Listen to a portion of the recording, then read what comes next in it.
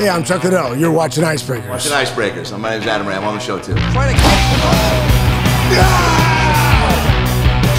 ball.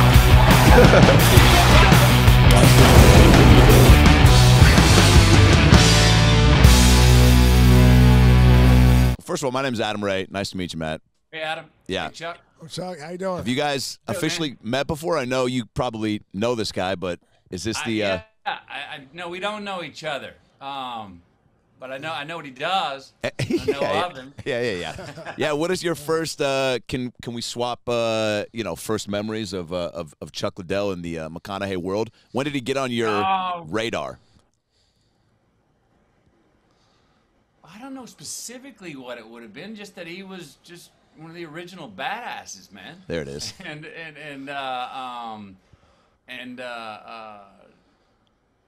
a feared man in the cage early on. I mean, man. So when did you start, Chuck? I thought my first UFC was UFC 17 back in '98. I started kickboxing in '92. Been doing that, did that until then, and then started fighting in the UFC. Yeah. Yeah, and I'm a white belt. I'm a white belt in Taekwondo. So really same kind shit. of took off in 2005. I was the first coach of the Ultimate Fighter. Right. And when the Ultimate Fighter launched, I mean, it seemed like we went from being obscure and not, I could tell you who knew who I was by looking at their shirt, what they were wearing, to me not being able to tell who knows who I was. I mean, it just blew up from there. Yeah, hadn't it? It's blown completely up, man. I mean, and it's gone I crazy. don't know. Did you ever think it would become as big as it has? I always thought it would, but I just thought it would. I thought it would take a lot longer. I think that getting in on the reality show thing that we kind of got Dana calls it his Trojan horse to get a live fight on TV, free TV, and having that be that Forrest and Bonner fight where it was just such a great fight to have as the main fight, the first fight on live TV that. It just exploded way faster than anyone thought it would. That's the one where they both just beat the snot out of each other the whole time. Oh, yeah, right? the whole time, back and forth. You got to see all the elements of MMA in it. There were takedowns. They were getting up there. Yeah. There's everything going on, and it was just an amazing fight. So that helped it explode. And then I won the title the week later, knocking Randy out. So it was a great week for me. Mm-hmm. Are you pretty intense fan when you're watching? Are you screaming at the TV, throwing shit, or are you just kind of kicking back, having a cocktail, enjoying the art? A little of both. Yeah. A little of both. I mean, everything in moderation. No, I mean it matters. A good fight gets me off my feet. Yeah. Any good competition gets me off my feet. For sure. And then my kids watch it with us. We got some people argue with me about, why would you let your kids watch that? I'm like, look, I mean, it's two people coming in a closed space with what God gave them. Yes. Not a weapon. You ain't got a knife. You ain't got a gun. There are rules, and I love talking with the kids about it. See how no matter what happened at the end, they both went over and shook or checked on each other. I mean, It's a great.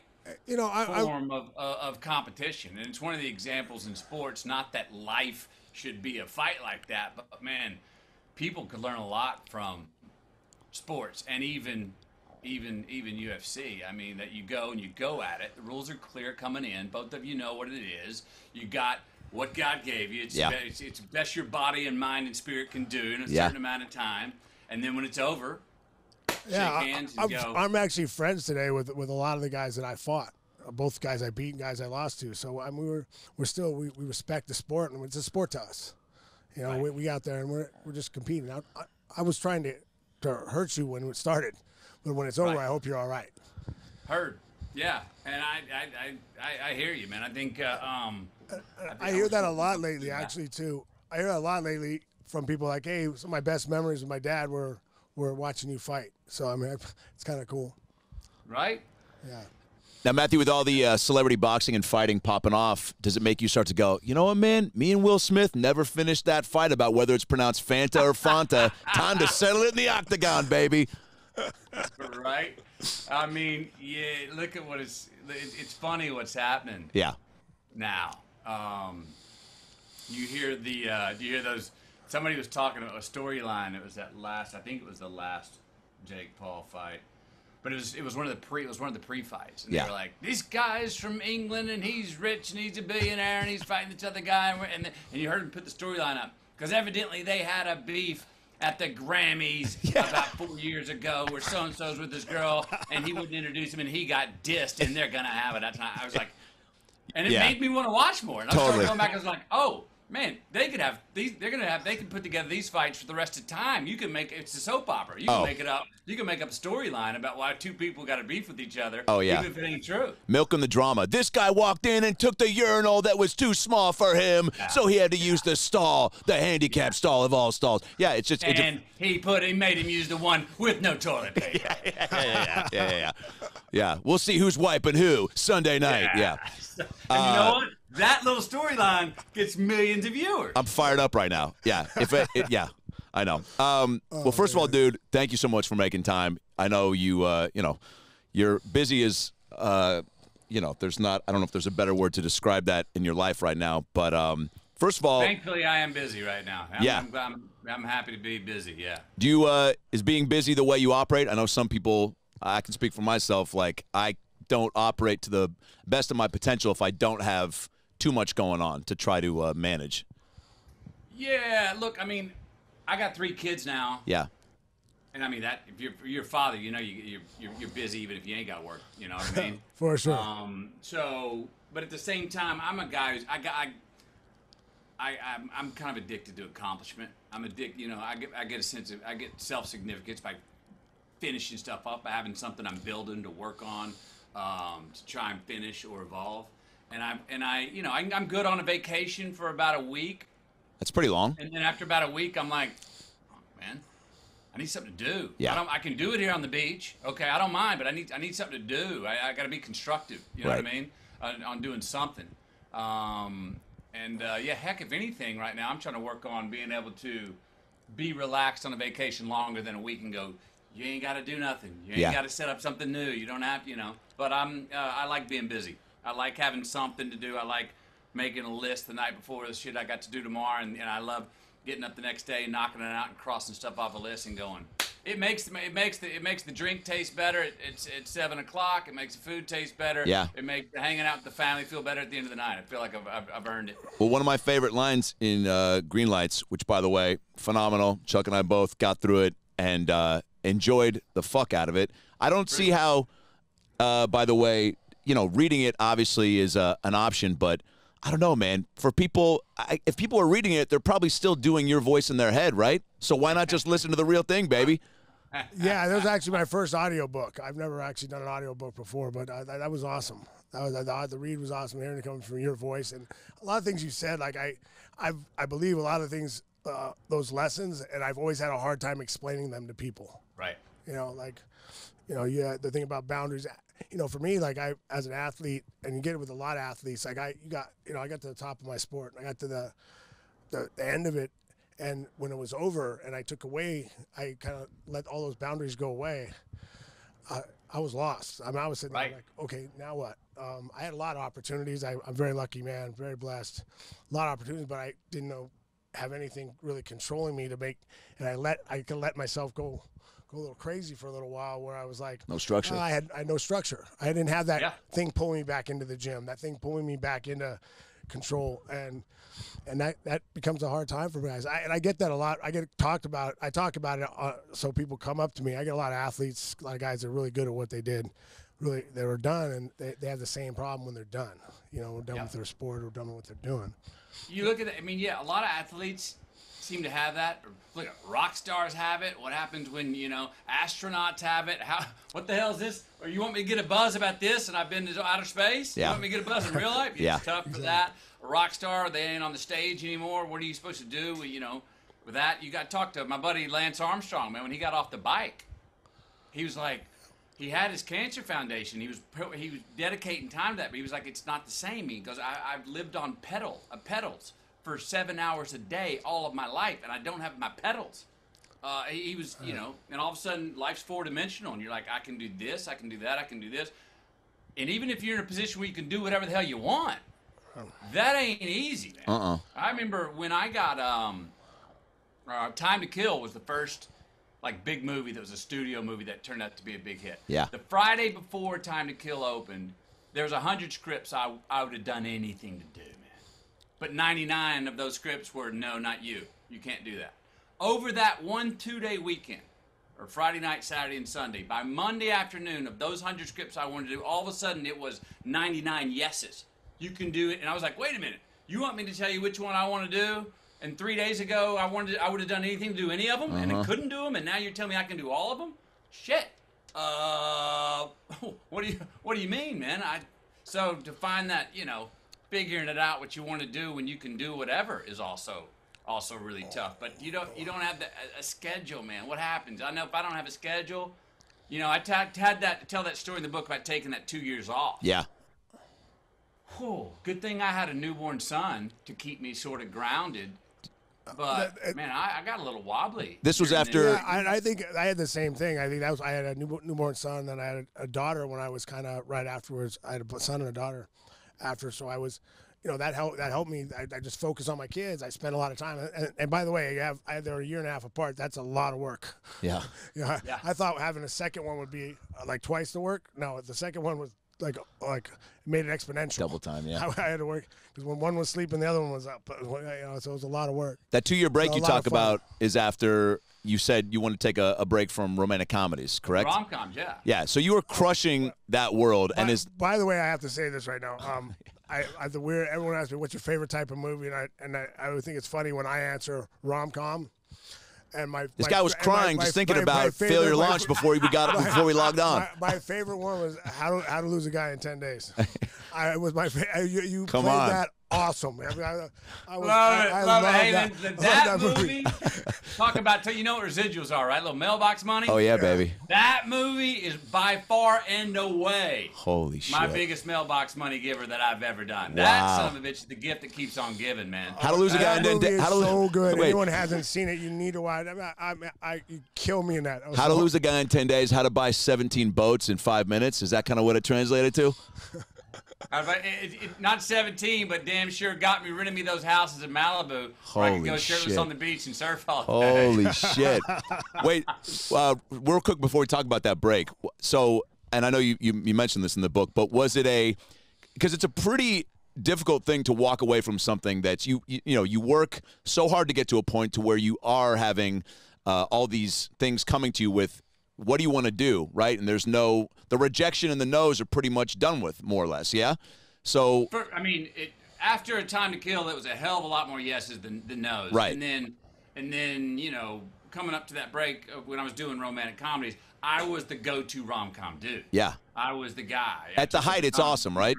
Were you enjoying that? At the height, it's awesome, yeah? Were you enjoying that time, or did it get to a point to where it was like, creatively, I just need to shake it up? I was enjoying it, but like Chuck was saying, I needed more resistance. Yeah. I felt like I could read the damn script and do it tomorrow morning. Oh, wow. And I was like, well, that's cool, but I want to read something. Then I go, oh shit, I don't know what I'm going to do with this role. Right. I'm scared of this, and I can't wait to go find out what I'm going to do. You desire that next challenge, right?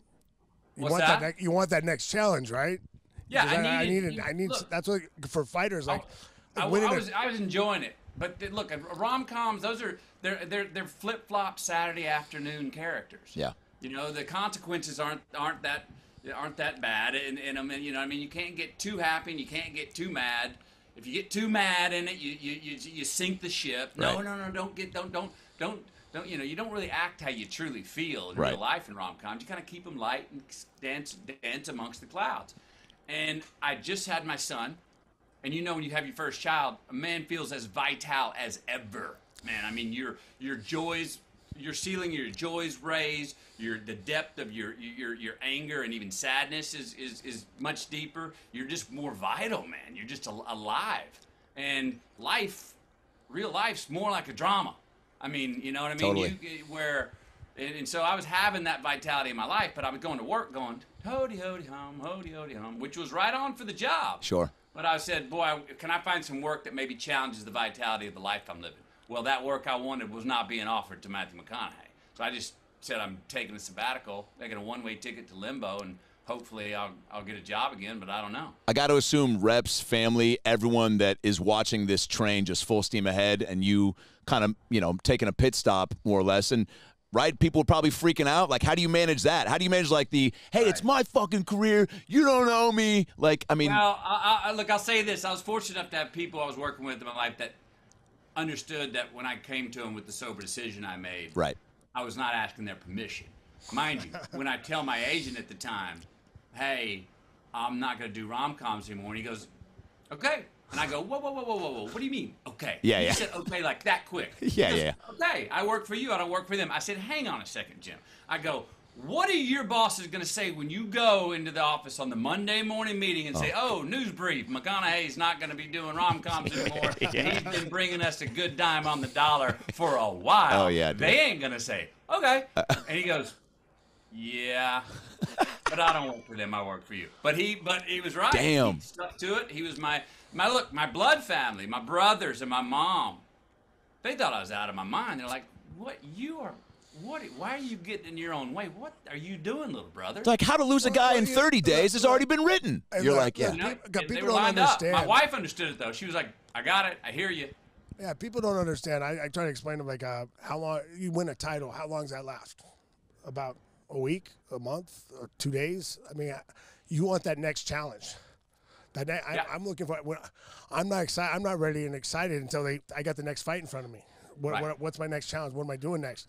Because I'm working for that. The title, I got it. Okay, good. That's done.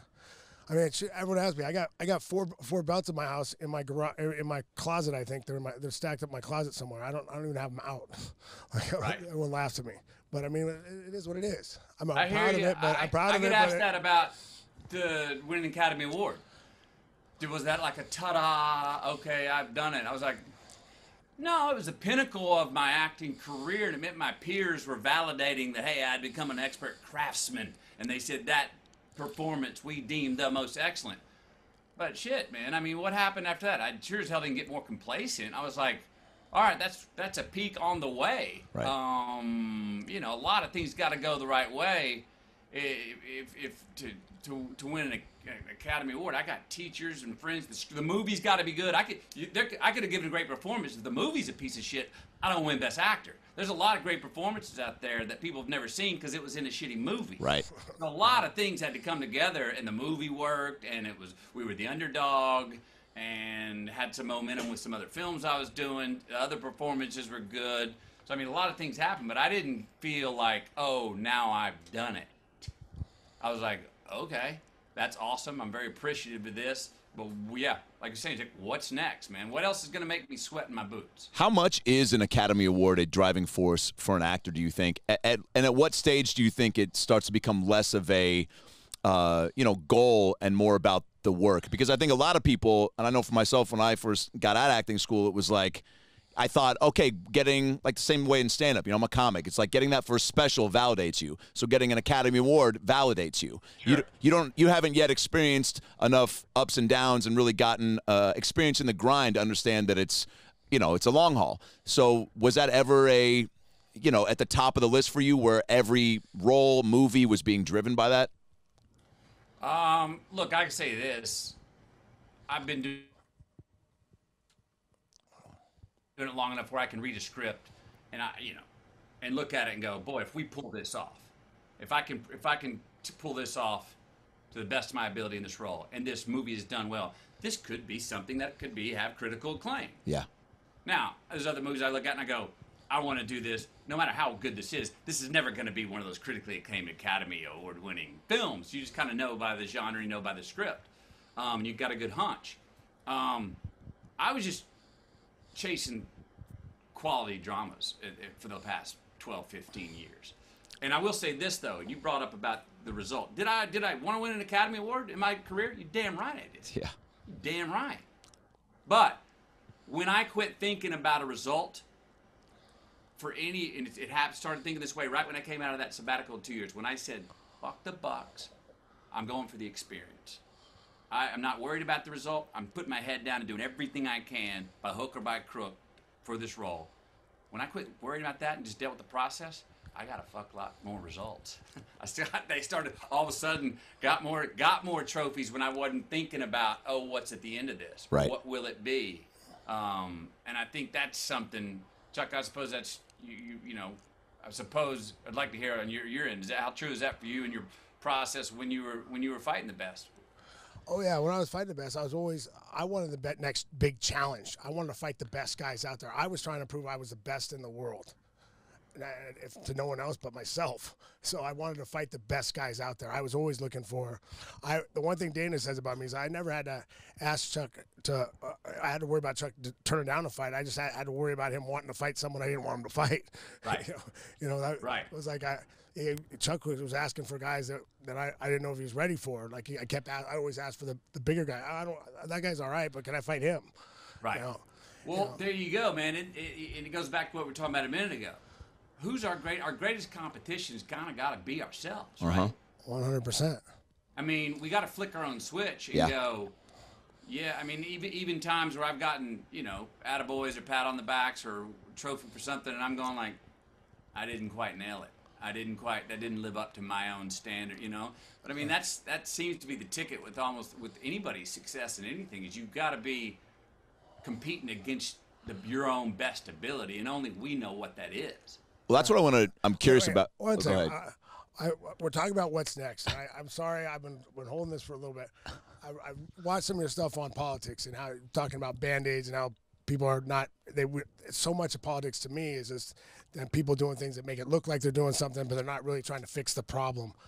Are you still thinking about running, or are you still thinking about running for governor, or do you think? I'm as I've said before, and I'm not dodging the question or real answer. No. I'm looking at what my next chapter is. What's my next chapter for me in life, man? Where am I going to be the most useful to me, to my family, and to the most amount of people? I'd be foolish not to look at politics as that's an embassy where you can have that influence to help people out and be of great service. So I'm looking at that. But I may be more useful as a free agent. I may be more useful as a doggone evangelist preacher. I might be more useful starting a Green Lights Institute. I don't know. I may be more useful just sticking to being as good of a father as I can be and let that be an example. You know what I mean? I'm measuring all these things out. I do know a couple non-negotiable things are going with me, whatever I go into the future, and that's my wife and my kids. And I think that's what makes you appealing to people is you have strong beliefs and strong feelings like it, and you're not going to bend and weave with a party line or whatever. Shit, man. Especially now, man. I'm looking to be more me in my next chapter, man. I've earned some currency to get to this point. I'm sure as hell not going to be for sale. I want a challenge. I understand compromise, and I understand, negotiations and discussions and being convicted another way that maybe I don't feel. But I'm not going in to go be flimsy and be a rubber band at anything I'm looking to do. How do you manage knowing that you're, just who you are affects so much? I know I definitely ate way more Carl's Jr. once you started dropping your sweet pipes onto those spots, but just knowing that when you do enter into a new venture, knowing the impact and the effect you have on many people's lives, is that ever a burden? Is it ever pressure? Like even if you're on a set, knowing that, you talking to a key grip or an extra for a couple moments, knowing the impact on their lives for that day. Right. And I, again, for being, in this business, not at your level, knowing even just right now is such a treat. Like, is that lost on you, or are you always aware of that? I think I wear it more now. I think I understand it more now. Yeah. Like, I understand that the same words I say, if said by someone else, may not be received by people in bold print. It's like one of the things I noticed after winning the Academy Award. I would say stuff, and it would be a headline, and I would be like, I've said that about 15 times. Now it's special. It's in bold print. And it's a headline, you know what I mean? And I've had to notice that because I try to be as direct as I can with people, and sometimes I'm not as sensitive with understanding, hey, this is coming in with my words can come at people in an intimidating manner, and I don't mean it like that, but I have to realize, whoa, that can what I think what may bruise me, or what I think may just be kind of bruising, may feel like a break to someone else. So I got to watch that, as well. But as far as being in a position to have my voice heard in the way that it can be, I mean, I'm pretty much. I like being in the position of give me the ball. Yeah. You know what I mean? I like being in the position to put me in the so-called ring and press record and let's see what happens on the first take, because that's always the best one. And I'll, hell, I stick my foot in my mouth anyway from time to time as well. But I'm also into like, hey, what can we do? Let's all just tell our own truth and deal with the consequences. I feel like you've been Matthew McConaughey, like dialed into who you are from the get-go. And I'm sure people have probably told you that before. Like, just listening to you articulate and tell the stories that you told. First of all, you're looking at 3 mama's boys in the room right now. So Chuck and I were very connected to that. And 3 so-called mistake babies. So let's put our hands in. Fucking mistake babies on 3. Yeah. Mistake thank baby. you for the accident. Yeah. Do you think there's more, and I think we can all probably relate to this. Is there, when you hear that from your folks, like not being planned, is there an extra level of like, all right, well, I got more to prove now? Oh, hell, I don't know. I know. Is that too good of a question? I thought of it that way. In the same way my middle brother, he's adopted. He's still a McConaughey. Yeah. Not blood McConaughey, but he's still a McConaughey, and he was never treated any different or loved any different from my parents than I was or my older brother was. I tell a funny story early on. My mom and dad would take my middle brother, Pat, offer him every year on his birthday. We'll take you to Dallas, to where your birth parents are, if you'd like to go meet them. Wow. Every year, no. Every year, no. Until he got to be 19. And all of a sudden they asked him on his birthday, you want to go meet your parents at Dallas? He says, yes. They're like, oh, okay. They drive him from Longview to Dallas, about 3.5 hours away, pull up to the curb in front of the house, set up the meeting, say, we'll stay outside, Pat, you go on inside. My brother goes inside to go meet his birth parents for the first time, shit. 19 years later. And he comes back in the car, he leaves the house, comes out of the house, is back in the car in like 3 minutes. And my parents are like, what happened? You didn't want to talk? Did everything go okay? He goes, yeah, everything's fine. He goes, well, what happened? You didn't want to sit there and talk to him? He said, no, I just really wanted to look at my dad's hairline because I'm starting to lose my hair. That's fucking amazing, dude.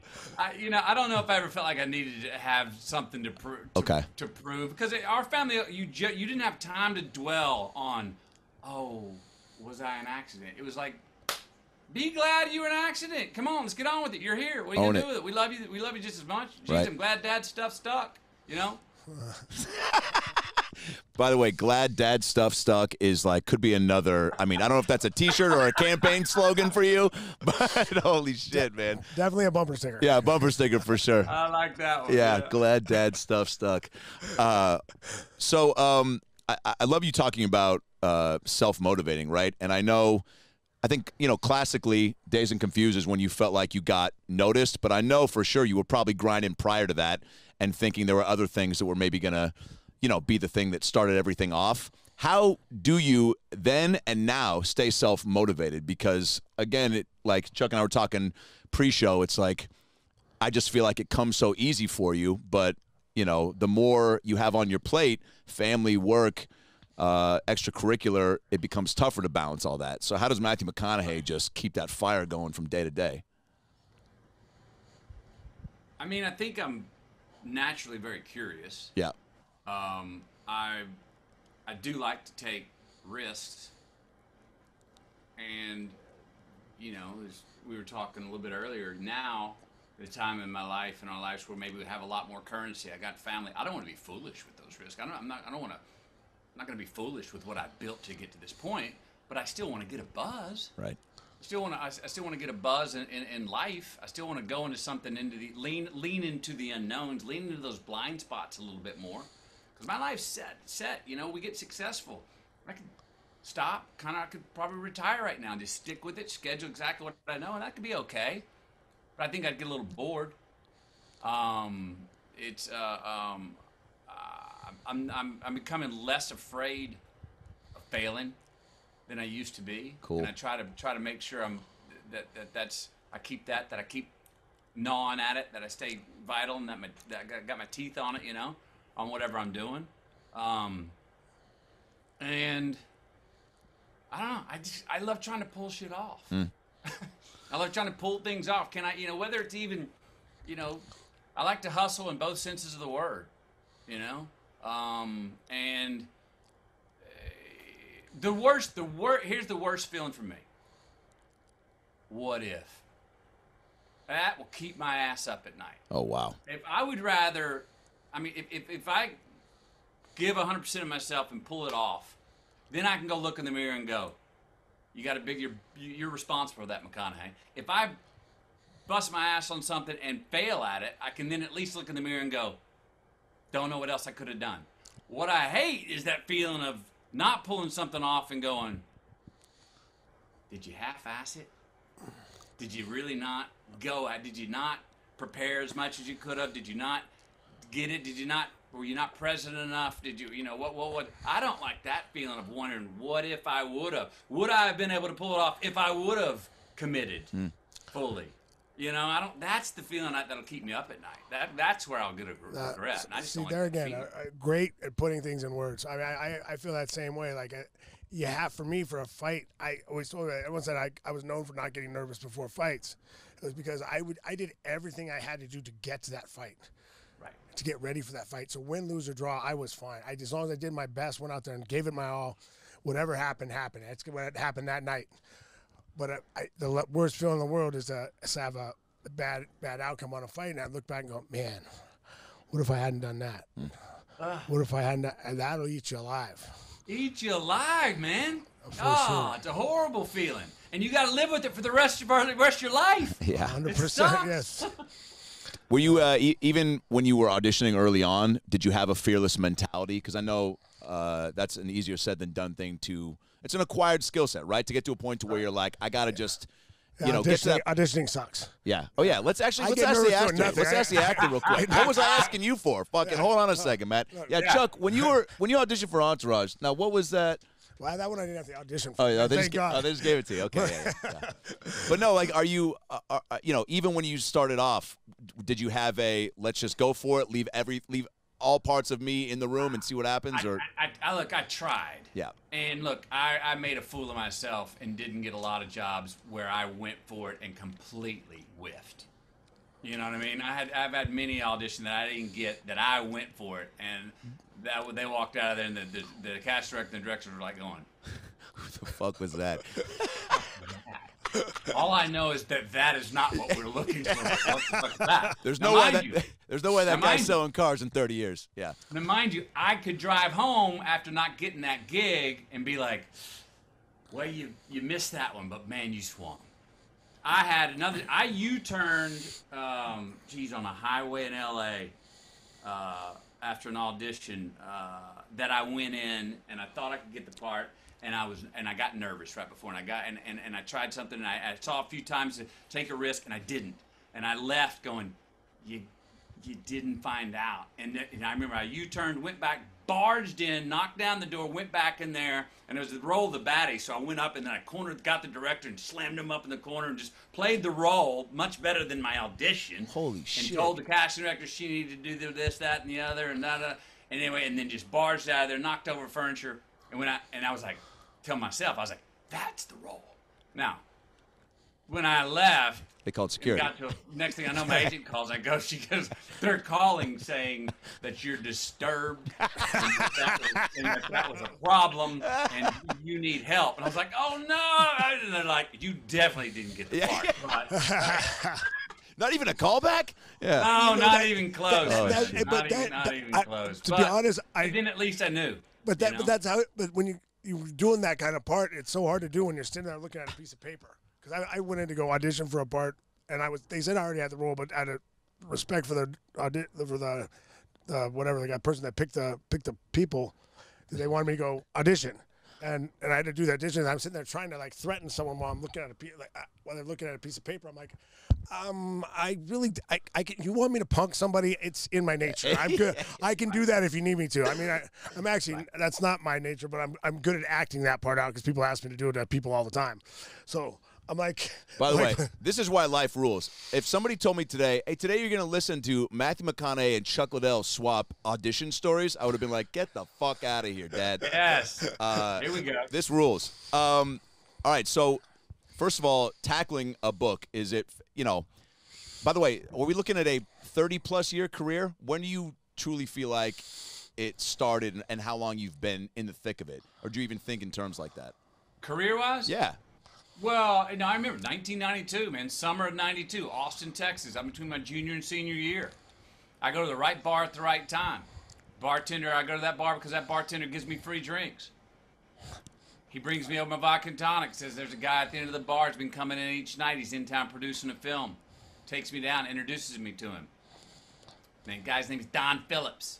4.5 hours later, Don Phillips and I, after many vodka and tonics, get kicked out of the bar. Yes. We're riding home. He's in the cab. He's going to drop me off at my apartment, 2:30 in the morning. He says, hey, McConaughey, you ever done any acting? And I said, man, I was in the Miller Lite commercial for about that long. I wouldn't call it acting, more of a modeling job. He's like, I'm right for this part in this movie we're doing. It's a guy named Wooderson. He kind of hangs around the high school, likes the high school girls. Come down to this address, pick up the script at 9:30, which was about 6 hours later. I go down there, pick up the script. There's a handwritten note from him, 3 pages, 3 scenes. I read for it. I get the role. I go down to the set. End up working 3 weeks. All right. Now, that 3 weeks, I'm getting paid $320 a day. I'm getting invited back to set. I'm getting thrown in scenes. I'm improvising. I'm riffing. The rest of the cast is lobbing me lines, writing me into the movie. I'm going, this is fucking fun. And the people are telling me I'm good at it. And I'm going, $320 a day. I've been making about $75 a night tips. Is this legal? So I finish that, go back to school, graduate, drive out to Hollywood, $2,000 a U-Haul, and was going to go for the acting gig. Yeah. First 2 auditions I had in Hollywood, I got the damn job. Holy shit. That's unheard of, by the way. What's that? That's unheard of, by the way. I mean, Angels in the outfield and boys on the side. First 2 auditions I ever had in Hollywood, and I got the damn job. So then I'm going, okay, I got a little momentum. I'm getting some work. Then A Time to Kill happens. I become famous, become a movie star. So now I'm getting studio pictures coming my way. Now I'm like, okay, I'm making a career of this. But I still never studied acting in my life. Then I get turned on to a lady, by that man, Don Phillips. Don Phillips, in 1998, tells me you got it. He says, Matthew, it's time to lower your handicap, your acting handicap. I go, what do you mean? He goes, you got to meet with this lady, Penny Allen. Her and I, she was my mentor and my teacher for 19 years. That's when I learned the craft of acting. That's when I learned my rights as an actor. That's when I learned how to break down a script, how to get out of trouble if I had too much tension on a set, how to be free, how to prepare.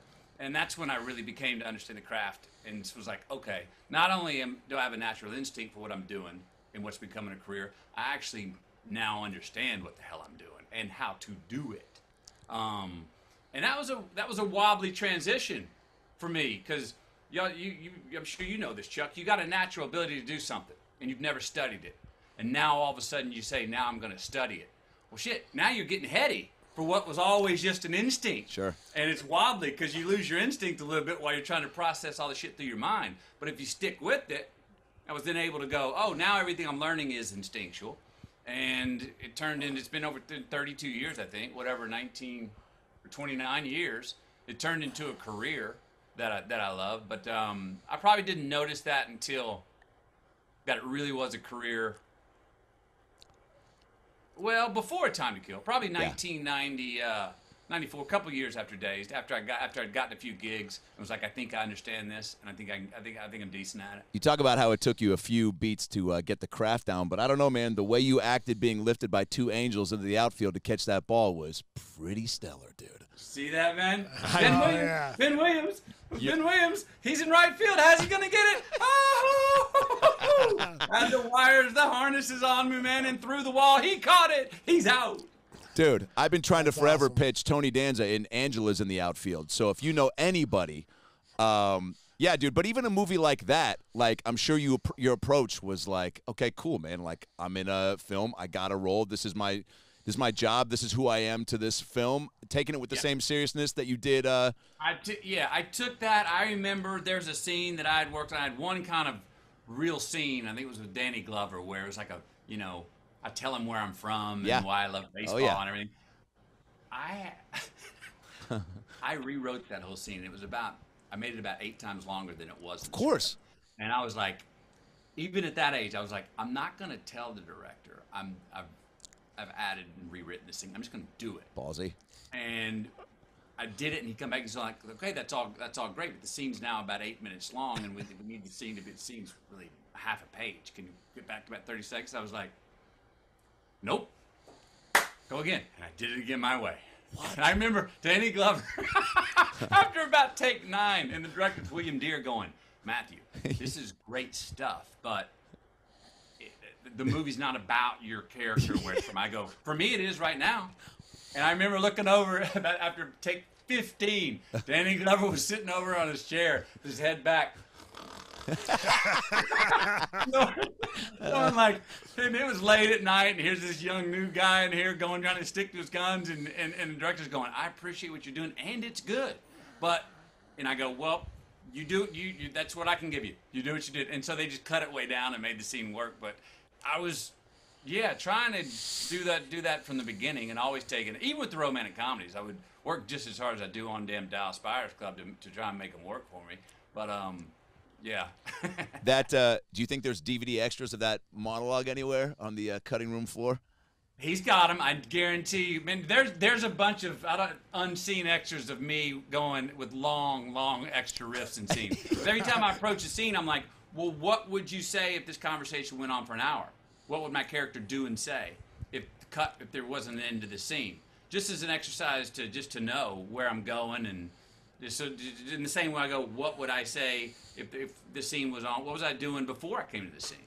What would I say for an hour? What would be the dialogue that I would have leading up to this scene? Just to give a heads and a tails, an entrance and an exit. Yeah, I didn't realize you like to improvise and play as much as you're telling us. Like, in stand-up for a comic, I write a lot on stage. I take nuggets of ideas. I like to play with it. That's and even in acting jobs, it's like, especially if it's comedy-driven, that helps me find and flesh out the character more if there's always options to play. Is that something that you have to really get on the same page with the director about, or do you go in full McConaughey, Angels in the Outfield, like, I'm doing it because I need to do it? Well, I've learned to go, it has to be within the context of the scene in the movie. And I think I've kind of honed a bit of an art to go, okay, here's riffs and improvisations and things I've written that are true to the scene. And it may be too much. A lot of times I do it and we throw it all away. It's not like it has to be in the movie. Cut it all. I just need to do that to get caught up. Like you're saying, Chuck, it's hard to read off a page. But if you're sitting there talking and you and I are jiving, and then you get to that line, and now we've talked for 10 minutes, and now it's time for that line, you're going to be much more comfortable if we're in the midst of going back and forth in a conversation of hitting that line. It's hard to do it from a fresh start, fresh stop. It's like one of the hardest lines in the world for an actor to do is just you cut to the actor and they go, yes. One word's tough. It's a lot easier to go, well, I mean, you sure you don't want to do the... Yeah, you sure? No? Okay. All right, yes. Especially it's a lot easier to get warm up, but that becomes a lot of lanyap, too. Right. You can have a lot of extra fat on that meat, stuff you don't need, but it gets you up in a pace and gets you a rhythm to get in so you can be present in the scene that you're in. I'll write stuff and I'll run stuff by directors. Cool. Or a lot of times I'll just do it. The thing on Wolf of Wall Street, I'd written that up. That scene was a lot shorter than it ended up being. I just showed up and just did it. And Martin Scorsese just laughed his ass off, and I said, is all that cool? And he was like, yeah. Oh, man, double thumbs up from Scorsese. And so that's awesome. His ear, he wasn't listening like, wait a minute, why is he saying this stuff that's not in the script? He was just listening going, this is that character. Yes. Well, okay. That's the difference of you doing it, because when I do that, like if I start just throwing words in, they're like, can you just read the script? Yeah, just stick to the script, tough guy. Yeah. Yeah. You just read what I said. Yeah. Chuck, the character has nothing in here about owning a Quiznos franchise. Just stick to the dialogue, dude. Yeah. But I thought it was funny. Yeah. Wait, so Scorsese, I mean, Zemeckis, Spielberg, Ron Howard, like, do you get to a certain level where you and these directors, I mean, how much of, I guess, pre-shoot talk is going on to even, like you said, you didn't even tell Marty you just were going to do that and trusted that you had done your work to serve the moment, right? You knew this wasn't going to be extraneous. and hoped it would fly. Yeah. I mean, the challenge with doing that is when you're giving somebody new information that may not be written, you better pull it off the first time because they're 1000%. already going, what the fuck's he doing? This Yeah. is not in the script. Yeah. So their ears already going like, not wanting it to work because it's not there. But if you pull it off and it sings the first time, and they're a good director, and that what you did was right on and true for your character, they're like, yeah. And I mean, it's a you just gotta pull it off. Look, Ron Howard said this to me, that in Ed TV. Yeah, classic. The writers had a very different meter, Lowell and Babaloo. They had a very different meter for comedy than I did. And so I kept going to Ron. I was like, can I change this words? And I kept going back to him. And finally he goes, Matthew, I don't care what you say, but you have to get me from point A to point B in this scene. So just do it. And it has to be in a certain amount of time so we don't have a 9-hour movie. But I don't care how you say the joke. You know? And so what that did, a lot of times I'll write something 10 times longer and go and leave the original script. And where do I end up? Right back at the original script, because I had to go off, test it, know everything that's around it, different versions, and it ends right back to the original script, and you go, oh, now I understand the original words that were written. So it's not always about just doing something different or more. It's just an exploration of understanding what's there on the page in the first place sometimes. One of my favorite lines, and Chuck, I know we were talking about this too, was earning your Saturdays and how we all need discipline. I mean, shit, dude. In all of our businesses, I think that could not be more true. Is there a specific routine now you have where you are still, like, how are you earning your Saturdays now? And does it get tougher to kind of maintain that philosophy as you get older? I don't know. I mean, again, we can move on. That was a bad question. I'm sorry. Have stuff to do. You know what I mean? I mean, you know, Monday through Friday, I'm a pirate with the knife between my teeth, grinding. Let's go. Yeah. You know what I mean? So then Friday afternoon, I can drop the knife and go, whew, all right. Looks good in the rearview mirror. I accomplished what I did. Here's what I didn't get done. Here's what I could do better. All right, let's relax. It's Friday, Saturday night, and whatever that is.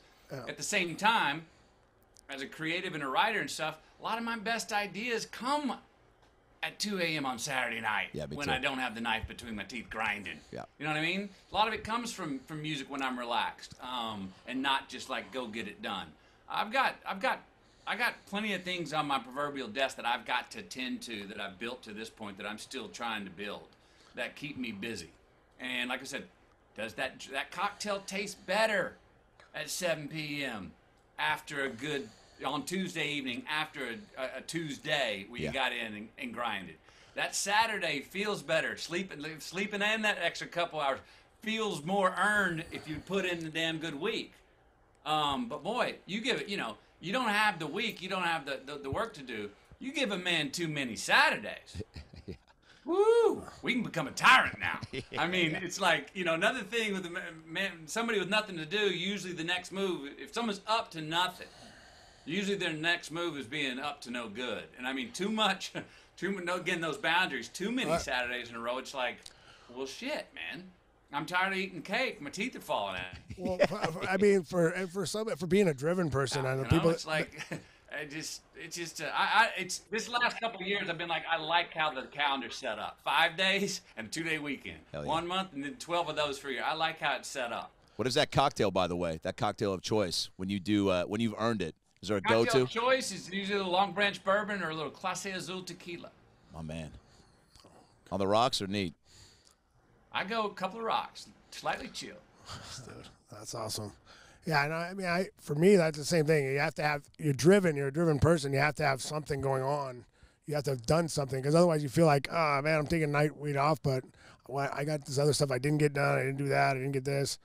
Like I said, and it adds up, man. All of a sudden, it's like, you know, you put it, I don't know, for me, if I put in a good week, I can enjoy whatever I'm enjoying Friday night and wake up Saturday morning and less of a proverbial hangover than if I had a half-ass week. That same Friday night, I got more of a hangover that Saturday just because I don't feel like I earned it. You know, not because of the amount I had to drink or intake, but actually, did I earn it? You know what I mean? So I got plenty to keep me busy. The last thing I want on my plate is the idea of retirement. You know, I'll find something to do. I gotta be chasing down something or building something. Do you how often do you think about your fraternity days? You and I share that. Chuck got free passes to all the frat parties.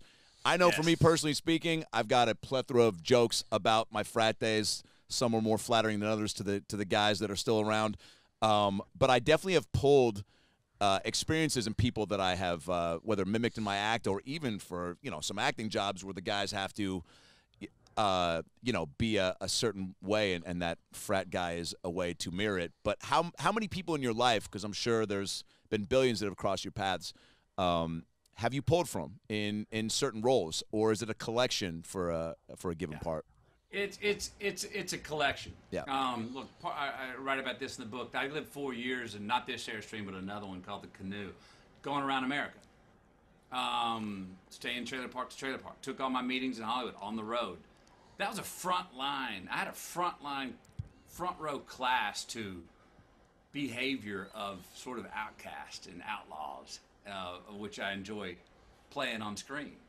You know, I've got different characters that it's a collection. There's one character that is one person in my life that is sort of, I call him my good luck charm, who has had a lot to do with the role of Wooderson and had a lot to do with the role of Ron Woodruff in Dallas Buyers Club. Even had to do with in Ed TV, and that's my brother Pat. That brother I was telling you that a while ago, the one I was talking about being adopted. Yeah. He's kind of my lucky charm, man. And he's informed quite a few of my characters in particular. But I keep diaries on people I've met along the way. And that's where I get a lot of my dialogue for certain characters too. Is I'll throw something in for somebody I met in my travels, or remember the behavior of somebody on my travels, and sort of that'll inform what I do when I'm taking on the role. That's how Greenlights came together, right? It was diaries on diaries over the past 37 years of journaling. Man, somebody tell you to journal? Was it a instinctual, I need to start writing this cool shit down? Well, at the beginning, it wasn't really cool shit. At the beginning, it was, you know, teenage crap. You know, why did Gretchen break up with me? Why do I got all these zits on my face? All that kind, you know, that stuff. Yeah. Why was one ball bigger than the other? Yeah. You know, why does, you know, why do I only have peach fuzz? I'm you know, whatever. Yeah, Craig's got full pubes. He's only a year younger than me. What's going on? You know. Yeah. So it was that, you know, original pubescent adolescent fun stuff, right, to begin with. But then I kept writing because I started to notice in ways that maybe I was different. Meaning, I'm in a theater, full theater, and I'm laugh my ass off out loud at a joke, and nobody else laughs. But then the joke that the whole theater laughs at, I'm like, that's not very funny. So I started to write that down. Well, are you odd here, McConaughey? And then I started to notice, hey, dang it, I don't really cry at death, but I cry at birth. Why did I cry when that guy got let out of jail because they found out he was innocent and he got his freedom back? And I'm weeping about that. But I didn't cry at the death of something. So I'm going, is this odd? So I just started to say, well, write it down, keep a log of it, and then got the confidence to say, well, that's just how I feel about things, so go with it. And then it became, you know, when do most people go to their diary or the journal? When they were lost, confused, and frustrated. What I tried to remind myself early on was, hey, better put the pen to paper when you're flowing and succeeding and feel like you are dialed in. Yeah. Dissect the success instead of just dissecting the failures. And so what that helped me with is in life when I'd be rolling and I was on my frequency, I was jotting down my habits. So when I got off frequency and I got in a freaking rut again and was lost and going, what the hell's going on? I went back to those journals and like, well, what were you doing when you were rolling? And I would find habits, places I was going, people I was hanging out with, how much sleep I was getting, even what I was eating, that I'd go, oh, you quit doing that. Let's get back on track and try that again. And a lot of times it helped me get back on track. Wow, dude. I mean, that is great advice. I mean, honestly, I've thought about it so many times, and I just now wish. I mean, I've forgotten more stories than, than I remember from growing up in the past, and so yeah, that would have been great. Having that was amazing. Yeah, to have well, think about it. When we're rolling, when you're training, when you're dominating it on the stage in a comedy act, when it's working, we think, well, this is it. Yeah. I'll never forget this. Yes. Because look at it. It works so well. It's yes. just true. But the thing is bullshit. We will forget it. Just write it down, man, or record it, because I'll record all my those sets, things yeah. that were like, this is perfect. I'll never forget this because it works so well for me. Yes. Yeah, we will. Or we go, oh, I'll never be in a rut again because I've got it figured out now. Yes, we will be in a rut again. And just go back and go, so we can go back. What was I doing when I was just nailing it? And you go back and you check it out and you go, oh, I see. I quit doing that. Or I took that for granted, or I got complacent here, blah, blah, blah, Learning from mistakes is such a, seems like such a basic thing in life, but it truly is, such a huge part of it that I think we all don't acknowledge enough, as far as like the trial and error, like you just said, and to be able to hone in on what that is, and especially in your case, if you have it documented like that, it feels like you can't. Success, right? Yeah, totally. Learning from your successes too. It's very there. You can learn from both. Like now that you say it, like I used to watch when I win fights, when I lose fights, I'd find something to learn every time I fought, win or lose. What was great, what went on right, what went wrong. That's how you make you evolve as a fighter. Right, and you would see stuff that you did. That, oh, that was good. That led to my success. Or, oh, I see what you did. I see why you got caught right there because you didn't blah, blah, blah. Right, exactly. Yeah, and for me, sometimes it's a pause on a joke that I maybe need to adjust, and I find that out from learning on a recorded set from the night before. Or maybe the shirt was too tight, my nipples were too hard, and maybe, I need to just, wear a hoodie next time. The crowd couldn't keep their attention on what you were saying because they were looking at your physique. Yeah. Never been the case, but thank you. We definitely, have talked so much, and, you're so generous with your responses. Is there have you gotten a question from a fan or an experience in since the book came out that really kind of hit home? Like obviously, again, your impact on so many people's lives that you probably haven't even met is astronomical. But have you, during this quarantine and pandemic, obviously there's more time to strengthen relationships, connect with people. Did you kind of do that on the fan front as far as receiving all the accolades and the ways people were connecting to what you put out? Here's what I got. I've talked to hundreds of people, maybe thousands. Yeah. Over the last 32 weeks about green lights. I'm talking about similar subjects. I'm getting the same question over and over and over, but it's original each time because each person has their own different context of how they understood that or in their own life. And the coolest thing that I heard was this.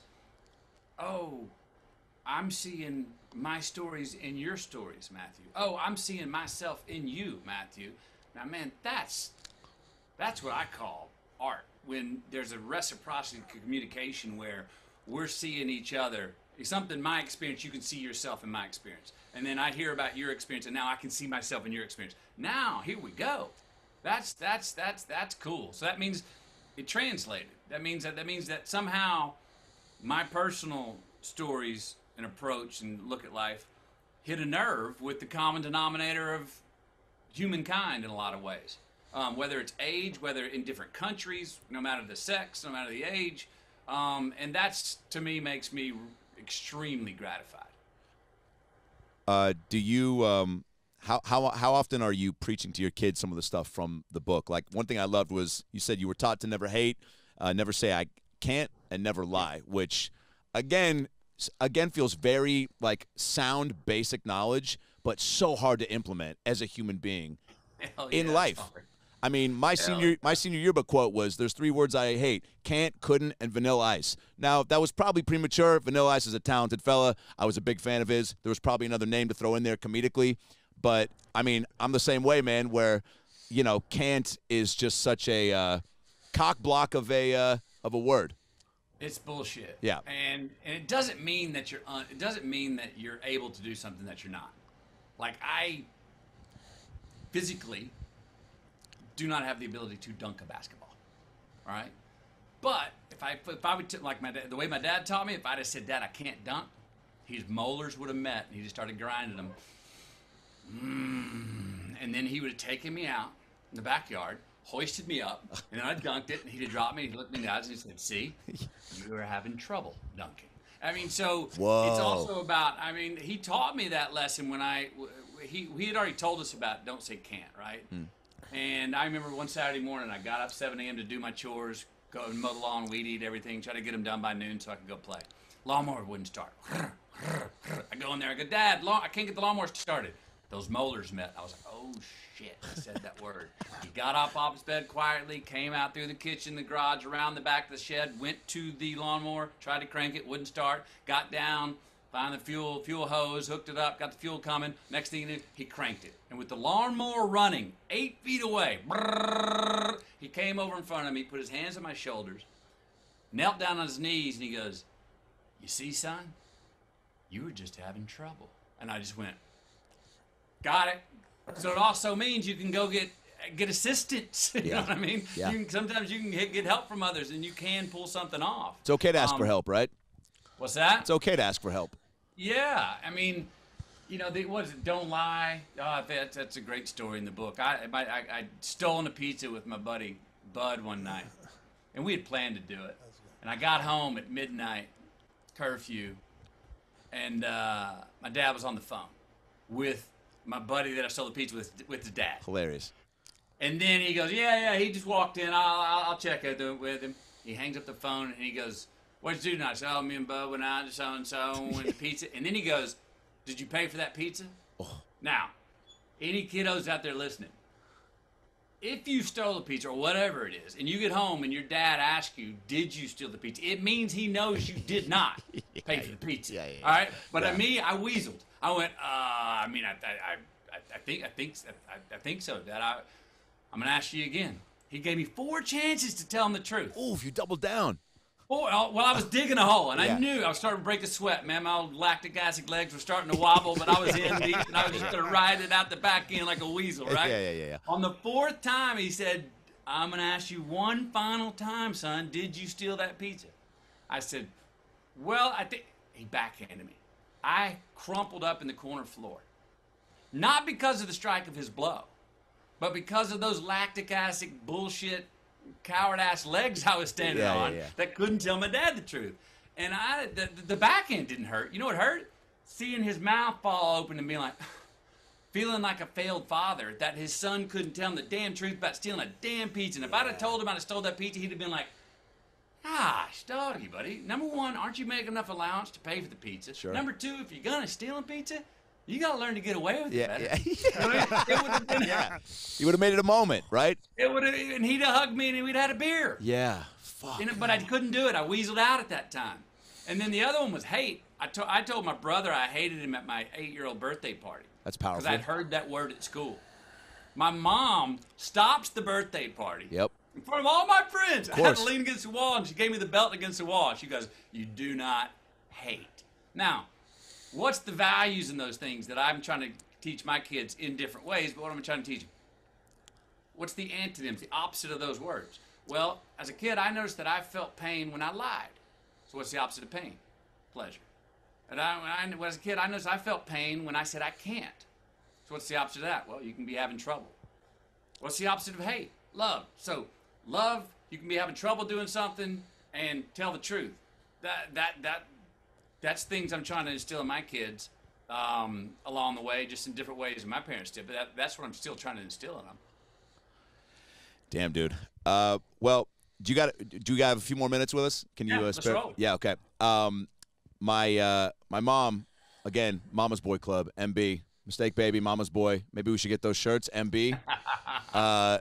My mom, Puddin' Cox, wanted to know, how did playing in Dallas Buyers Club change you, and how was that role a turning point in your career? It's her favorite movie.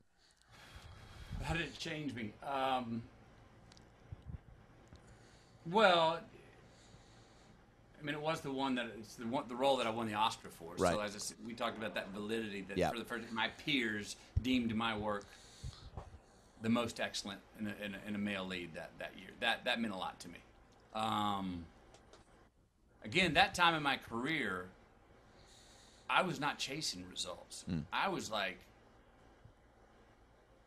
you know, I remember finishing the role the last night of shooting on Dallas Pirates Club, and they went, "Okay, cut. That's a wrap." It was on a Friday.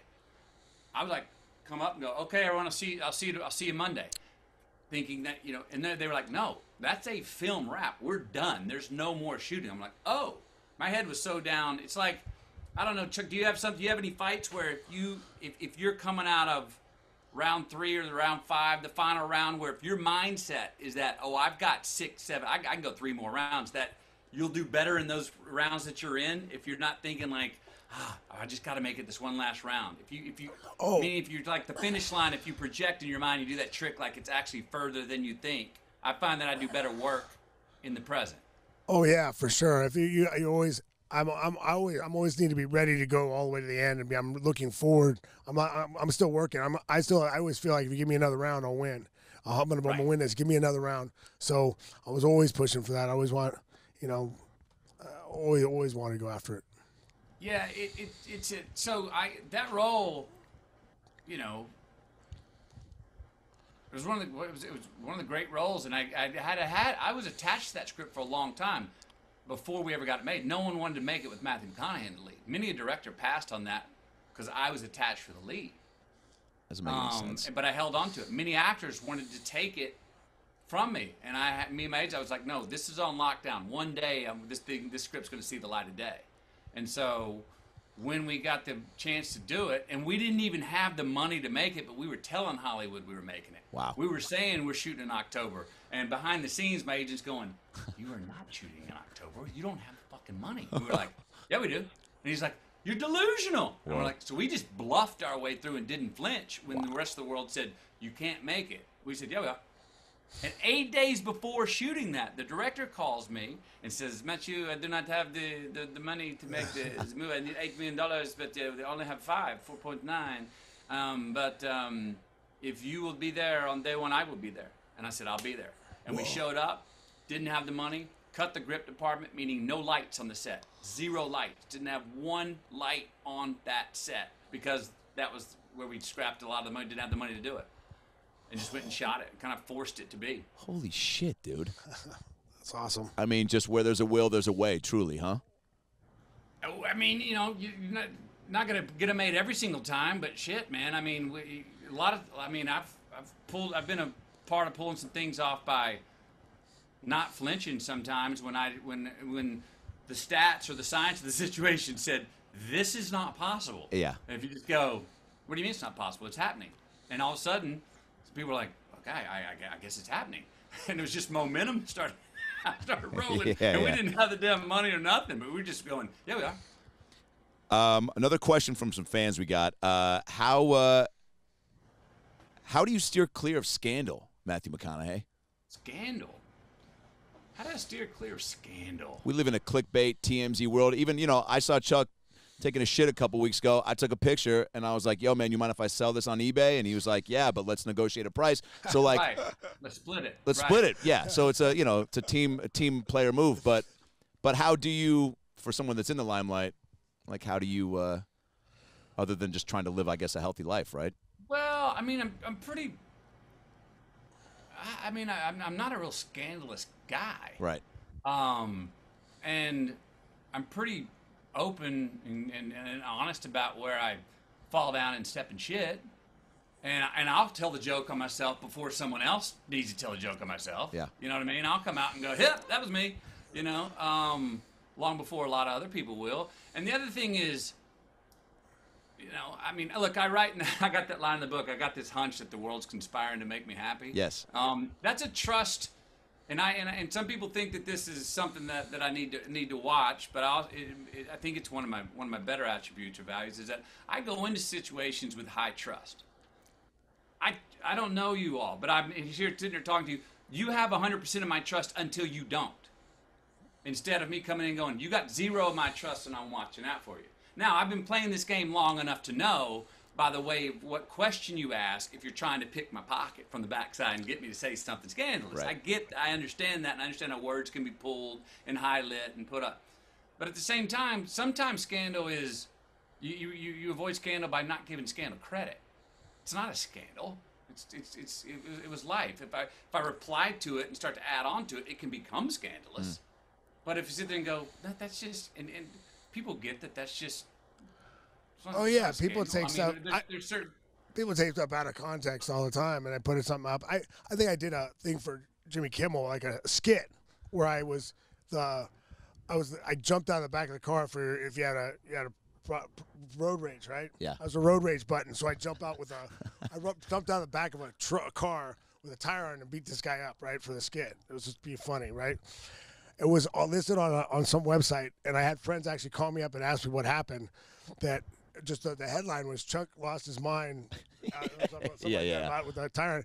It was like, it said in the article that it said it was a skit and all that stuff, but they got. Well, my buddy never read the article. He just read the headline. Just said it. But I always tell people, like, anything that I do or say, if someone takes it out of context, I can defend myself. I got a platform to do that anywhere. I can get people covered, and I don't say things that aren't cool. So I'm not an asshole. I don't treat people bad. I am me. So I'm not gonna, like I say what you say about, I give people a lot of trust, and I've been screwed quite a few times on different things, but. You know, I don't want these people that screw me to win, because I think giving people I give you trust until you tell me I can't trust you. So that's I try, and I don't want them to win. So I think giving that up would be them winning. So yeah, and the other tough part about it is that today a lot of people can just make something up, can just make up a lie about somebody, and so sometimes you want to straighten that lie out, but. I also question, geez, if you respond to a lie, you're already putting bullshit on top of bullshit. Yes. And it's feeding the lie, the original lie, where sometimes it's just like, that's bullshit. I'm going to trust that the people that I care about can see through that. And you know what? We ain't going to please everybody all the time. That's that Sammy Davis Jr. line. Sammy Davis Jr. line. I don't know what success is, but I know what failure is, and that's trying to please everybody. There ain't no way to do it. Wow. There just ain't no way to do it. And... And there's just those people out there that do it just to be mean or whatever. I got people, buddies, that are like, dude, why do you care what that guy says about you on the internet? Like, do you know him? Does he know you? No? Neither of those? Then why do you care what he thinks? Yeah, I was going to ask, do you read the YouTube comments or the Instagram comments or the reviews? Have you ever? Or was that just like, man, I'm going to do the work? It's not a practice. I tell you what I did do, though, about 15 years ago, I had my publicist get every negative review that's ever been written on any of my performances, and it was a thick folder. Is that the next book? For a weekend and sat down with them and read every bad review that's ever been written. Damn, dude. But here's what I noticed, man, is that a lot of them, I could tell by the first sentence, that critic was writing a bad review on me before he even went to see the performance. Yep. He already had it in for me. Yep. They didn't like me. It didn't matter what. That script, that bad critique was written before they even saw the performance. Then I also noticed many that wrote about me, critiques saying they didn't like this. I was like, they got a point. That a constructive critique where someone's not just in to get you, but writes a bad review. I learned a lot about what I thought I was doing and what was coming off on the screen. Because there were a lot of times that what I intended to do, what I thought I was doing, was not actually how it was being received. And so I started to go, how do I close that gap? So I went off and sat with all my bad reviews. And a lot of them were actually more well-written than some of the good reviews.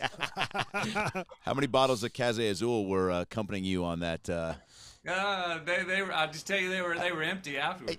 Yeah. I want to read you one review from a mutual friend of ours, Sandy Bullock. I met her in 2013 doing the Heat, and I hit her up and I was like, "Hey, do you got any good questions I should ask McConaughey?" And she wrote me this and then asked me to share it with you. She said, "There's not a fun story of MM that I can tell that he probably hasn't already told himself."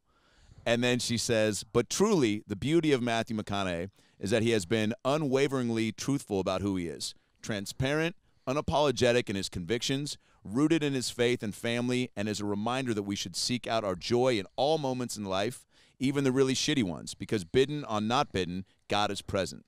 And all is as it should be. He chose the most extraordinary woman as his partner, and it takes a secure and evolved man to allow a strong and evolved woman into his life and to be completely comfortable if her shadow should fall upon him. And he is. Because of her, his life is balanced and glorious. Wow. Thank you, Sandy. Come on, right? I like that review. Thank you. Yeah. Yeah. And I was like, what about me? She goes, keep your shirt on. I was like, all right, fair enough. Yeah. Dude, do you mind if we just do a quick 10-question rapid fire to close us out? Yeah. Shoot it. First of all, dude, thank you again. The book is incredible. I hope it's not your last. You have a way with words that makes Chuck and I feel very insecure about our the way we talk and write, but inspiring too. Which is like, anything that's great like that. That as I'm listening, I'm like, dude, you have. I mean, in a weird way, even comedically, I was like, dude, it made me think more about just the way I'm using my words and structuring jokes, just the way that you effortlessly convey your thoughts. Does that make sense? Yeah, it does. Thank you, man. I mean, it's musical, and as a comedian, I mean, it's we're all telling stories. Yeah. And how do you get a good story? You got to trust in the pregnant pause before the punchline, even though you're wanting to go, oh, it's silent, I can't trust. If you boy, there's a timing to them.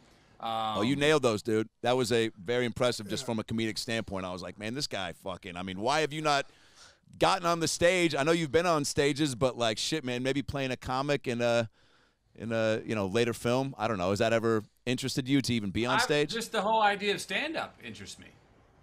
Just not even as a character, but to go do it. This whole Green Lights tour before COVID came, I was going to hit the road. Oh shit! And do a one-man show with Green Lights and tell some of these stories on stage, and have that be the book tour. But then COVID came and I had to do it remotely. But that idea, talk about the most direct.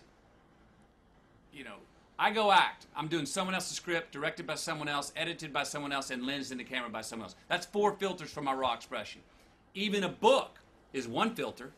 It's the written word. But boy, stand up, live, 1 take, that direct interaction, there's no freaking filter. I mean, boy, to pull that off, awesome. Well, dude, when we all get back to L.A. and have our Mama's Boy party, you got to come out to a show, man. And throwing this out there, if the Green Lights tour gets back on the books, Chuck's got a killer 5 about Beanie Babies. I could open for him, then bring you out. What is it? MBs. MBs. MBs. Show glad daddy stuck. Dude, that's how we close out every show. Are you kidding me? All right. So you were obviously, an amazing guest on Inside the Actor Studio with the late, great James Lipton. Phenomenal episode. We like to close out every ep with that famous 10-question questionnaire. I know you answer it on the show, but it's probably been a minute, so maybe your answers have changed and evolved, Yeah. But it's a fun way to get a quick insight into who somebody is. So, Chuck, fire away with that first one. Okay, what is your favorite word? Favorite word? Unanimous. What is your least favorite word? Can't. What turns you on? By the way, let's just isolate that audio for a minute and send it to you in a direct link if you want. Chuck Liddell asking you what turns you on. That's a fucking, yeah, man. Yeah. What turns me on? The fact that my daddy stuck.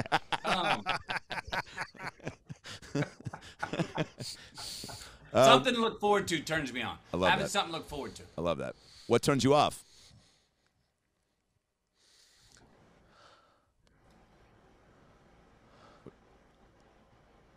Posers. Nice. What's your favorite curse word? Fuck.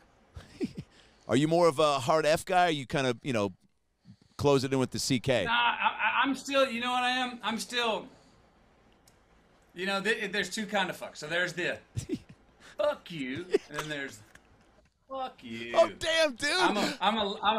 I'm a relaxed knuckle. Fuck you. Yo, this is amazing. I just had this conversation with a comedian buddy of mine 2 nights ago about the old school straight up middle finger and then the guys that bend it down a little and don't want to give you the full fucking solo. There was a lot of power in biking on some guy's lawn and him just being like, hey, fuck you, kid. And you're like, dude, one solo finger? Yeah, dude. It's old school, but it really owns it, and it means you're not trying too hard. You're not having to flex your other knuckles. Yeah, no knuckle flex. Just a straight solo finger. A lot of damage is done. Yo, by the way, there's 2 kind of fuck yous by Matthew McConaughey. Next working title for your next book. All right. Yes. What sound or noise do you love? Oh, my kid's laughing, man. Amazing. I hear my kids laughing. Yeah. Are you guys goofing? Got to go in the room and just peek in there. Are you guys goofing a lot? Like what? What? Are you guys goofing a lot? Like, are you always just silly dad 24/7? Not 24/7, but yeah, we like to go ahead and get goofy as we can. We try to have as much laughter around the house as possible. Yeah. And then, you know, the kids are getting pretty good if they're the subject of who we're laughing at. It's on you. Of them feeling like, yeah, you know, I learned that trick. It's a trick. You know who's the best at that in the world, of laughing at themselves when they screw up harder than you even laugh at them? Woody Harrelson. No Gosh, way. damn, when he screws up, no one laughs at themselves harder. Oh, that's amazing. When they're the brunt of the joke than Woody. It's great. That's amazing. That's so rare and infectious, right? Yeah. So then you can. Absolutely. So what? Then you can pig pile on and just keep digging in, and he just won't even be fazed by it. I dig in and rib him about shit he did for the past 20 years. 20 years ago, I've still got continuous ones where I'm like, you remember when you and he knows it's coming, and he's like, oh, I know. Oh, yeah, That's he's into amazing, it. dude. What sound or noise do you hate? What sound or noise do I hate? Oh, yeah, man, the worst. What's the sound of the worst alarm clock on the planet? You know what that is? Which one? Mosquitoes in your ear. By the way, if the mosquitoes sounded like you, I don't think anyone would have a problem with them creeping up on your eardrums. Oh, fuck that. Yeah, man. You're making me want to cut this interview short. When you're asleep and you do this, and you slap yourself in the head, but you miss the damn mosquito. Yeah. And then And if anyone sees that, you're like, it was a mosquito. They're like, yeah, sure, man. You're fucking definitely not losing it. How about waking up? How about the noise of waking up on an airplane when you've been sleeping and you wake yourself up with the? You ever done that? Am I the only one riding coach still? You wake up and your jaw's locked up because you just had a nightmare and you wish you had a mouth guard in because you just. Yeah, I've had a few of those. Yeah. All right. What profession other than your own would you like to attempt? Orchestral conductor. Damn, dude. Okay. What profession would you not like to? What profession would I not like to do? I would not like. No, I like that one. I like that one. I like that one.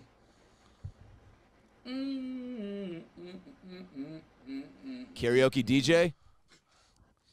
No, I like DJing. DJing sounds great. I know, right?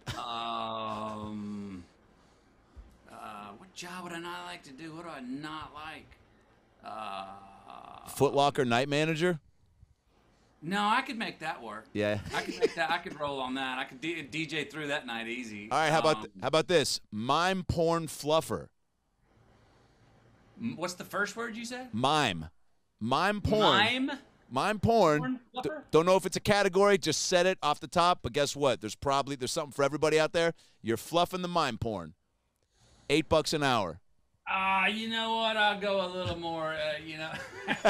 Sometimes whatever you got to get your minimum wage for, whatever raises your skirt, as my man Australian Steve says. I go.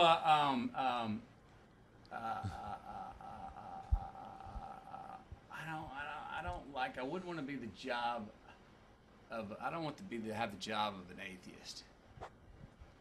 Where'd that one come from? Yeah, dude. Yeah, dude. Fucking mic drop McConaughey over here. That's awesome. Oh, shit. All right, last one. If heaven exists, what would you like to hear God say when you arrive at the pearly gates? Pretty good first round, McConaughey. Dude. That's awesome. Unbelievable.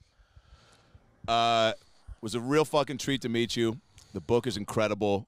I mean, you know, for myself, selfishly speaking, dude, thank you for just being so committed to everything you've done over the past 32 years and giving us so much joy and laughter. I mean, shit, man. And you're not even done, man. I mean, it's incredible what you're doing. And thanks for, obviously, I know you did this because of Chuck Boy over here, so appreciate it.